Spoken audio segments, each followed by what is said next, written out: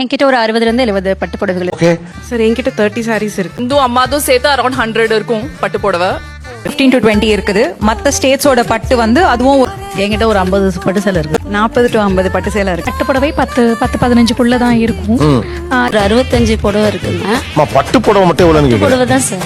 எல்லாமே பட்டு புடவை 65 புடவை எப்படி வச்சிருக்கோம்? என்கிட்ட ஒரு 130 பட்டு புடவை மட்டுமே இருக்கு சார். இந்த வீடியோ பார்த்துட்டு நானும் பீரோ திறந்து சந்திரமுகி ஆகிய தருணம் தான் இது. நம்ம கிட்ட எத்தனை saree தான் இருக்குன்னு சொல்லிட்டு பார்க்கலாம்னு ஓப்பன் பண்ணி பார்த்தா சாரி சொல்ற அளவுக்கு ஒரு 10 saree கிட்ட இருந்தது. அப்படின்னு பார்த்தா என்ன இது என்கேஜ்மெண்ட் saree, மேரேஜ் saree, அதுக்கப்புறம் சீமந்த saree, இந்த மாதிரி தான் ஒரு 10 saree எப்போ மேரேஜ் அப்போ எடுத்தது தான். அதுக்கப்புறம் அந்த 10 செக்ஷன் சைடு நான் போகவே இல்லை.